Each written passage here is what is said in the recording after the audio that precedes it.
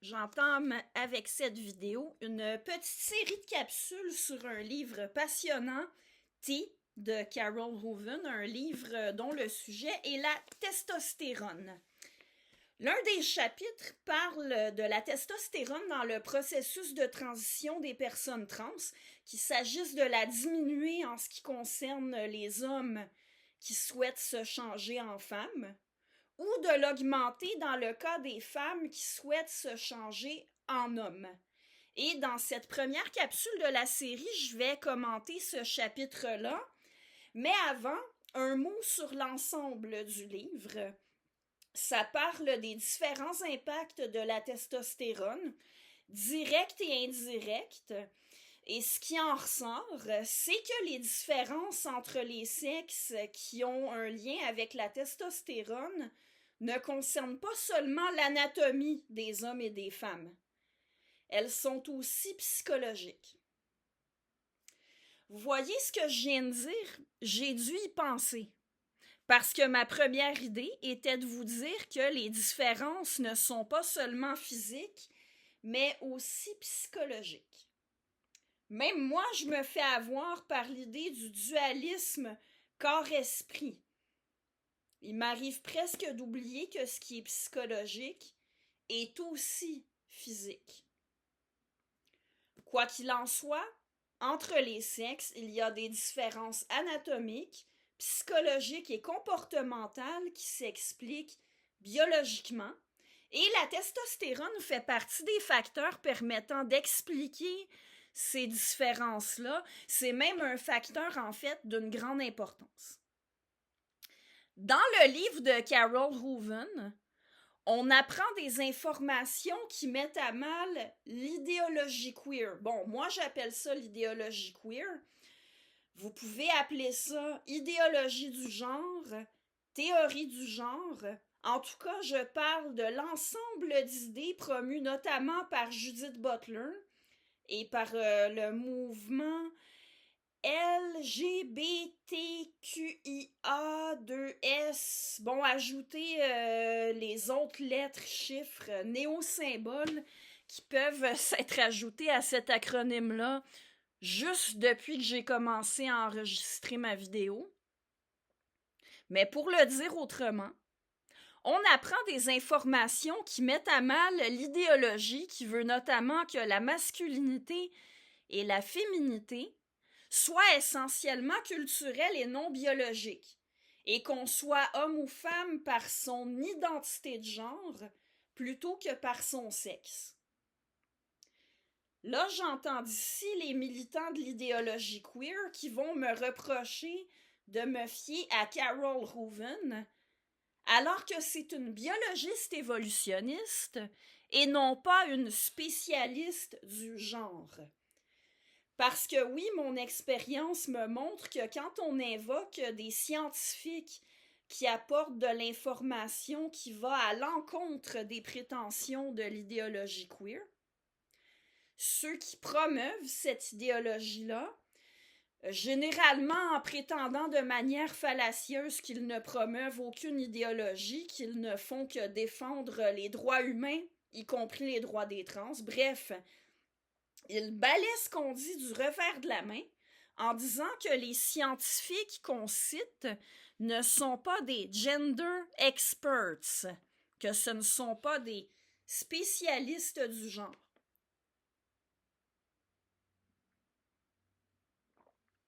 Qu'est-ce que c'est censé être un spécialiste du genre? J'ai déjà fait valoir dans une autre vidéo qu'en partant, ils ont du mal à se décider quant à ce que c'est censé être le genre. J'ai expliqué pourquoi genre est une fausse catégorie parce que ça n'a pas de définition cohérente. À écouter ceux qui utilisent ce mot-là, on ne sait pas si ça réfère à un ensemble de normes strictement culturelles imposées aux individus selon leur sexe, ou si c'est plutôt un mélange de caractéristiques biologiques et de normes culturellement établies qui diffèrent selon qu'on est un homme ou une femme. On ne sait pas si c'est plutôt un ressenti individuel. Est-ce que le genre est une apparence? Est-ce que c'est un rôle social ou autre chose? Ceux qui endossent l'idéologie queer, ils changent de conception du genre au gré des conversations. Mais bon, on va quand même essayer de traiter brièvement de la question de qui peut apporter un point de vue d'expert valable sur les différences entre les hommes et les femmes, malgré l'absence de définition cohérente du mot genre. Commençons par revenir au fait qu'il y a deux sexes. Et on constate des différences anatomiques, psychologiques et comportementales entre les hommes et les femmes. La question de savoir à quoi ces différences-là sont dues, en identifier les facteurs explicatifs, qu'ils soient génétiques, hormonaux, environnementaux, culturels ou autres, savoir si ces différences-là reviennent d'une culture à l'autre et d'une époque à l'autre, ou s'il y a vraiment des changements, des différences significatives entre les époques et entre les cultures. Mais répondre à ces questions-là, ça fait intervenir différentes disciplines scientifiques, dont certainement la biologie évolutionniste, mais aussi sans doute l'endocrinologie, la sociologie, l'anthropologie, la neuroscience, bien d'autres disciplines. Mais ceci dit, un expert en genre, qu'est-ce que c'est censé être? Est-ce que c'est quelqu'un qui étudie particulièrement le vécu des trans? Si oui, est-ce qu'il faut en conclure que ce sont seulement les personnes trans qui ont un genre? Mais ceux qui promeuvent l'idéologie queer disent que tout le monde a un genre. Alors ce n'est certainement pas ça qu'ils veulent dire par un expert en genre. Bon, bref, en plus de se brancher sur ce que veut dire le mot genre, il faudrait que les promoteurs de l'idéologie queer expliquent de façon cohérente ce qui est censé être un expert en genre. Mais en attendant qu'ils le fassent, il est parfaitement légitime de considérer une biologiste évolutionniste comme Carol Reuven comme quelqu'un qui a une expertise pertinente pour contribuer à répondre aux questions sur la masculinité et la féminité, sur les différences entre les hommes et les femmes. Continuons donc avec mes commentaires sur le livre. Quand il y a des tentatives de définition du concept de genre, il est assez commun de dire que le genre, ce sont les normes sociales ou les rôles sociaux attribués à un sexe. Il est donc censé y avoir une distinction claire entre sexe, traduit en anglais par sexe pas de E, et genre, traduit en anglais par gender. Pour faire court, le sexe serait biologique alors que le genre serait culturel. Dans le cadre de l'idéologie queer ou théorie du genre, on dit qu'une personne trans, c'est une personne qui ne se reconnaît pas dans le genre associé à son sexe. Cette définition-là ne cadre pas avec les témoignages de personnes trans dont il est question dans le chapitre du livre de Carol Reuven qui traite de la transition chez les personnes trans. En les lisant, on constate que ce ne sont pas les normes sociales ou les rôles associés à leur sexe qui causaient de la détresse à ces personnes-là, mais bien leur corps sexué. D'ailleurs, dans l'ensemble du livre, Carol Reuven suggère parfois, par la formulation de ses phrases, que les mots sexe et gender ne veulent pas dire la même chose, mais elle ne donne jamais de définition du mot gender. Dans le chapitre sur les personnes trans que je vais commenter ici, elle présente male et female comme des genders. Elle parle notamment de male to female transgender et female to male transgender. Male et female, la traduction de mâle et femelle, ce sont clairement des sexes. Alors, il semble que sexe et gender soient pour ainsi dire synonymes. Pour en revenir à ce qui causait de la détresse aux personnes trans dont les témoignages sont rapportés dans le livre. Avoir des seins et un vagin quand on est un humain de sexe féminin, ce n'est pas quelque chose qui est imposé par la culture. C'est entièrement biologique. Si une fille est malheureuse d'avoir des seins et un vagin, ce n'est pas avec les normes culturelles de féminité, ni avec les rôles que la société cherche à imposer aux femmes qu'elle a un problème. C'est avec son corps de femelle humaine qu'elle a un problème. Avoir une voix qui devient grave, une forte pilosité pour un homme, ce n'est pas imposé culturellement non plus. Si un garçon est angoissé à l'idée d'avoir une puberté masculine, c'est son corps sexué qui l'angoisse, pas les normes culturelles de masculinité. Franchement, c'est vraiment nécessaire de dire que la puberté est biologique et non culturelle. Et pourtant, les traits sexuels primaires et secondaires sont souvent présentés comme des éléments du genre par ceux qui endossent l'idéologie queer, même s'ils prétendent que le genre est culturel et qu'il n'a pas nécessairement de lien avec le sexe. En l'occurrence, si les traits sexuels primaires et secondaires font partie du genre, alors il est faux d'affirmer que le genre ne découle pas forcément du sexe. Ça implique qu'il y a au moins une partie de ce qu'on appelle le genre d'une personne qui est directement causée par son sexe. Et pas seulement son apparence, parce que, encore une fois, une bonne partie des différences psychologiques et comportementales entre les hommes et les femmes s'expliquent par des facteurs biologiques. Je vous invite à lire le livre pour en apprendre plus à ce sujet-là. Mais bref, étant donné que ceux qui promeuvent l'idéologie queer martèlent que le genre d'une personne peut ne pas correspondre à son sexe, mais qu'ils présentent comme des éléments constitutifs du genre d'une personne, des traits qui ont un lien étroit, carrément un lien causal avec son sexe, alors il y a quelque chose qui ne tient pas la route dans leur discours.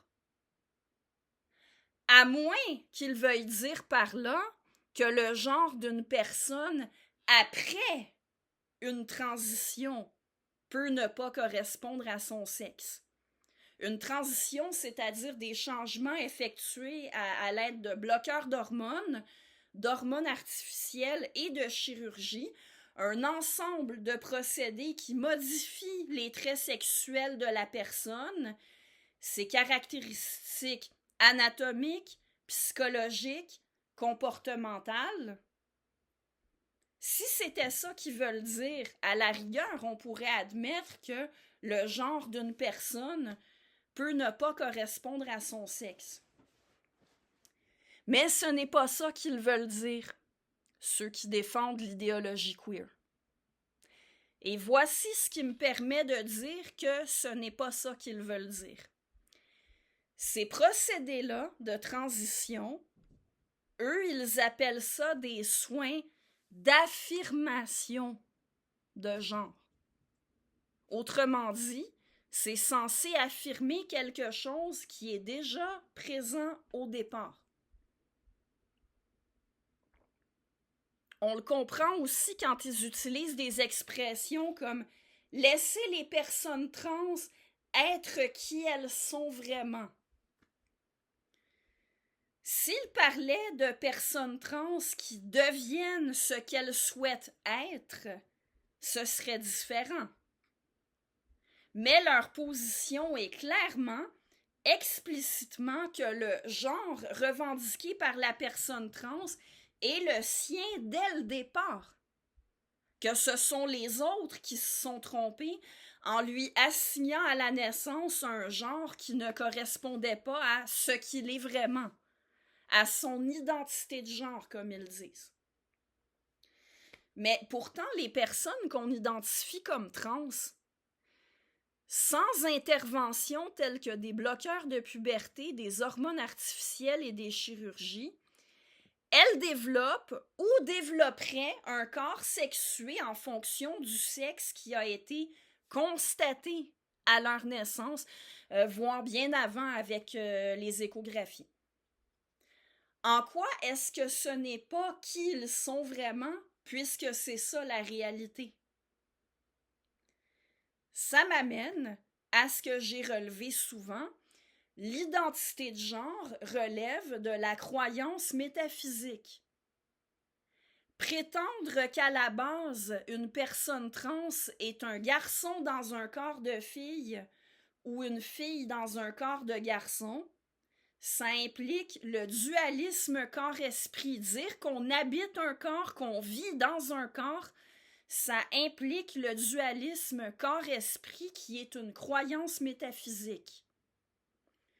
Affirmer qu'on a une identité qui n'a rien à voir avec la réalité matérielle et qui, chez certains, a besoin d'être affirmée en modifiant la réalité matérielle, ça relève de la croyance métaphysique.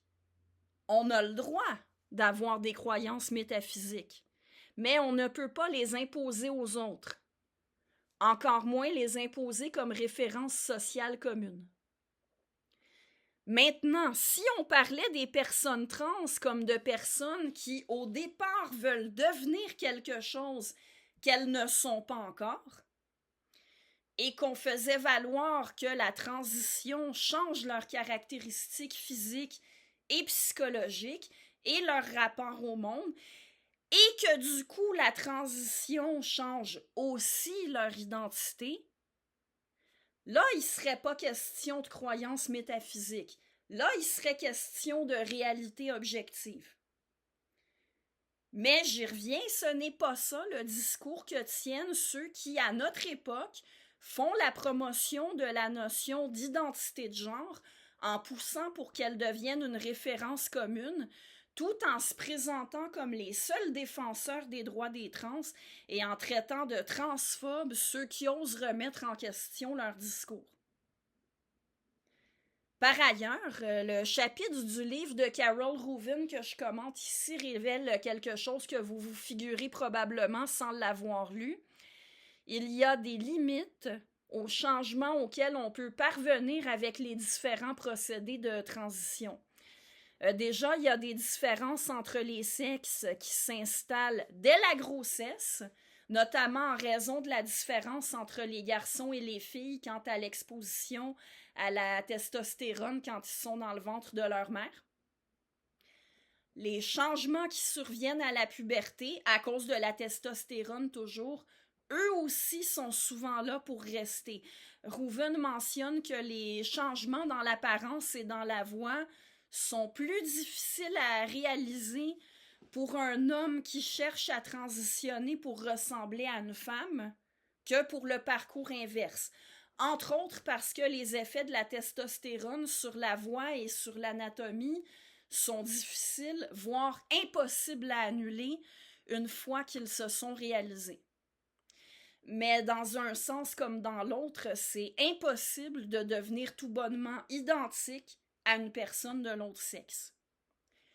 Bien entendu, ça ne change rien au fait que les personnes trans sont égales en dignité et en droit à tous les autres humains. Et si elles demandent que leurs caractéristiques en tant que trans soient reconnues, si elles demandent que le résultat de leur transition soit socialement reconnu, qu'on les accommode et qu'on les inclue dans la société, c'est une demande parfaitement légitime. Mais ça n'implique en rien d'imposer à tout le monde de croire à une identité immatérielle qui transcenderait la réalité matérielle, qui la dépasserait en importance, ce que les promoteurs de l'idéologie queer appellent identité de genre.